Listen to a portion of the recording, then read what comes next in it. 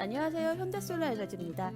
오늘 태양광 S파일에서는 태양광 발전 시스템 구성에 대해 소개해 드리려고 합니다. 태양광 발전소 구성을 토대로 각각 어떤 역할을 하고 어떤 기준으로 제품을 선정해야 하는지 알려드리려고 하니까요. 혹시 다 아시는 내용이라고 하더라도 놓쳤던 부분은 없는지 다시 한번 확인하시는 기회가 되셨으면 좋겠습니다.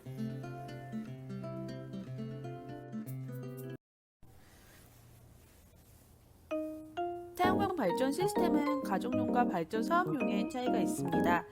가정용 태양광의 경우 생산된 전기를 본인이 사용하거나 누진세 완화를 목적으로 설치하는 것이고, 태양광 발전 사업용의 경우는 사용보다는 판매를 목적으로 합니다. 태양광 발전 사업은 10kg부터 가능하지만 실질적인 투자 대비 수익성이 그렇게 좋지 못하기 때문에 정부에서도 30kg 미만의 경우는 한국형 FRT 제도로 별도로 보호를 해주고 있습니다. 그럼에도 불구하고 30kg 미만의 경우는 수익성이 그렇게 좋지 않아 추천드리지는 않습니다.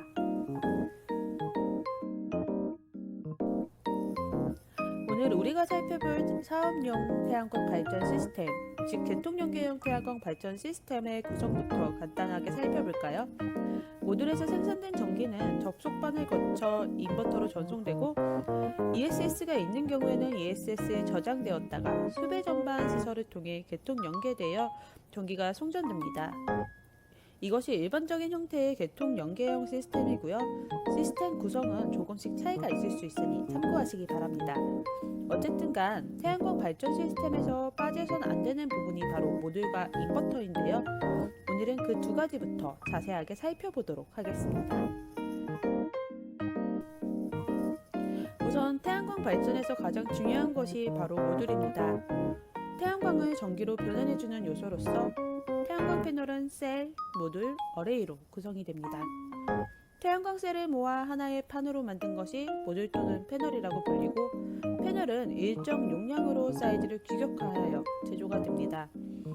예를 들어 400W짜리 모듈이라고 하면 1시간에 400W를 생산할 수 있는 것을 의미합니다.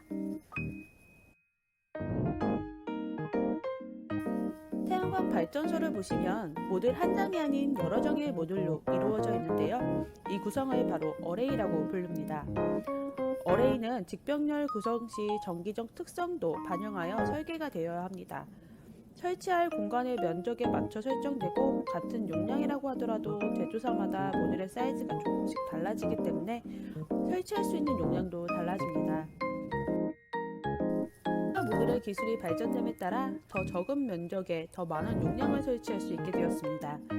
특히 셀의 형태나 버스바의 형태 등 다양한 기술이 적용된 모듈이 출시되면서 태양광 발전 효율도 높아졌습니다. 그러나 이처럼 신제품과 신기술의 적용으로 모듈 가격은 좀처럼 이루어지지 않고 있는 현실입니다. 태양광 발전소를 운영하는 입장에서 생각해보면 이제 모듈은 운영하면서 어떤 유지보수가 필요하고 효율은 얼마나 저감되고 AS가 필요한지 여부 등을 검토해 봐야 할 것 같습니다. 모듈의 효율 보증 기간은 제조사마다 조금씩 달라질 수 있지만 대부분의 경우 10년에서 12년을 보증하고 있고, 국내에서 가장 많이 사용하는 하나 모듈과 LG 모듈의 경우 25년간 80% 이상의 발전 효율을 보증해주고 있습니다. 물론 제품마다 조금의 차이는 있을 수 있습니다. 대부분의 제조사에서 80% 이상의 효율을 보증해주고 있으며, 보증기간 이후에도 효율이 급격히 저하되는 것이 아니라 서서히 저하되기 때문에 실질적인 모듈의 수명은 25년 이상 사용이 가능하다고 생각하시면 됩니다. 최근에는 미세먼지 등의 영향으로 모듈이 오염될 일도 많아 발전 하락이 염려되는 경우도 있습니다. 지속적인 모니터링을 통해 급격히 생산량이 줄어들었다며 모듈 세척도 고려해 볼 수 있습니다. 그러나 비전문가가 모듈을 세척하려고 하면 모듈에 상처를 입거나 손상을 입히게 되어 오히려 더 큰 문제가 발생할 수 있습니다. 모듈 세척은 전문 업체를 통해서 진행하시거나 그냥 빗물로만 세척하시는 것이 좋습니다. 참고로 모듈 세척 시 지하수를 사용하시는 경우 지하수 성분에 의해 모듈이 손상될 수 있으니 꼭 정제된 수돗물만을 사용하시기 바랍니다. 태양광 발전소의 모듈에서 생산된 전기는 직류 전기입니다. 그러나 우리가 사용하는 전기는 교류 전기이기 때문에 생산된 직류 전기를 교류 전기로 변환해주는 과정이 반드시 필요합니다. 이 역할을 하는 것이 바로 인버터라는 것입니다. 인버터는 센트럴 타입과 스트링 타입으로 크게 분리될 수 있습니다.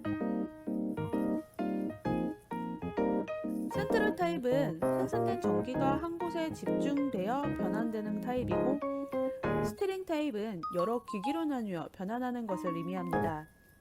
스트링 타입은 한 기기가 고장났다고 하더라도 다른 기기에서 계속 발전을 이어갈 수 있어 유지보수 면에선 유리한 편이지만, 센트럴 타입에 비해 투자 비용이 조금 비싼 편입니다.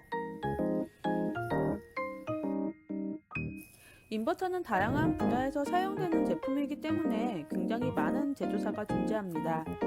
제조사별, 모델별, 전압과 전류 범위, 고압, 저압 등 다양한 특성으로 구성되어 있기 때문에 설계 형태에 따라 선정되는 것이 일반적입니다. 인버터의 경우 보시다시피 여러 부품으로 이루어진 가전제품이라고 생각하시면 이해가 쉽습니다. 어떤 환경에서 사용했고 어떻게 관리했냐에 따라 수명이 좌우됩니다.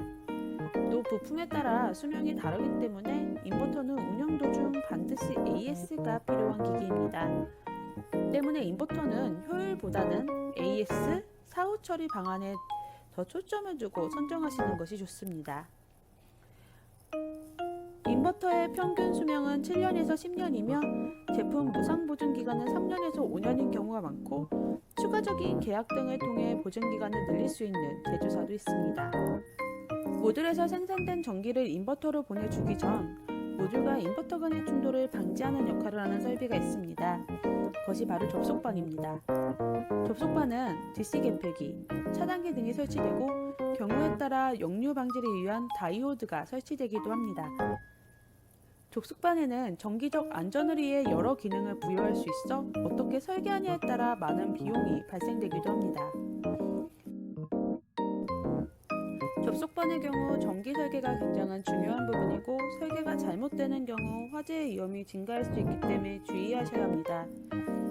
특히 온도와 먼지 등에 민감하기 때문에 외암 선택도 주의하셔서 선정하시는 것을 권장드립니다. 최근에는 모듈에 역류 방지 기능이 들어있고 인버터의 접속반의 역할을 동시에 하는 경우가 있어 생략되는 경우도 있습니다. 어떤 모듈과 인버터를 사용하냐에 따라 접속반의 설치 유무와 접속반 안에 들어가는 기능까지 완전히 달라질 수 있습니다. 분전반은 한전의 개통 연계를 하는 시스템을 의미합니다. 전기를 보내고 또 전기가 부족할 때 한전의 전기를 받을 수 있는 설비를 의미합니다. 접속반과 분전반과 같은 다양한 태양광 발전소를 구성하는 요소들이 많은데요. 이런 요소들을 바로 BOS라고 불립니다. BOS의 경우 선택 범위가 워낙 넓기 때문에 어떻게 선정하냐에 따라 견적의 차이가 천차만별이라고 볼 수 있습니다. 적정 수준의 제품을 선정해야 되는데 그렇지 않을 경우 태양광 발전소의 수명을 줄여줄 수밖에 없고 화재 등의 위험성도 높아질 수밖에 없습니다. 모듈과 인버터가 모두 동일한 상태인데 견적에서 차이가 난다면 부수적인 요소들에 의해 발생했을 확률이 높습니다. 태양광 발전 시스템은 설치 면적에 따라 설치 용량이 달라지고 견적과 예상 수익이 달라지게 됩니다. 따라서 견적을 요청하실 때에는 설치하고 싶은 예비 부지의 주소지를 반드시 알려주셔야 합니다. 땅의 모양, 방향, 마을, 도로 간의 이역거리 등 기준에 따라 설치할 수 있는 용량이 달라집니다. 대부분의 검토는 무료로 진행되지만 가설계의 경우 추가 비용이 발생될 수 있고, 상세 견적 등을 요청하는 경우 실사와 컨설팅 비용이 발생할 수 있습니다. 모든 부지가 동일한 조건일 수 없으니까요. 일반적으로 온라인상으로 받으시는 견적은 일식으로 진행됩니다. 현대솔라에너지의 경우에도 온라인을 통해 사업 가능 여부들을 진행해드리고 있습니다. 현대솔라에너지 홈페이지에 들어오시면 메인 화면 중간에 문의하실 수 있는 창이 있습니다. 반드시 주소지는 번지수까지 정확하게 입력해 주셔야 가능하다는 점 주의해 주시고요. 요청하신 정보를 다 입력하신 다음에는 여러분의 소중한 정보 보호를 위해 로봇이 아닙니다 체크를 해주시면 됩니다.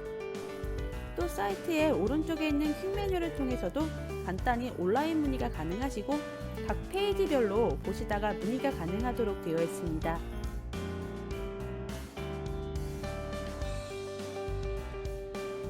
또한 홍보관 메뉴에서 온라인 문의 페이지에서도 문의가 가능하십니다.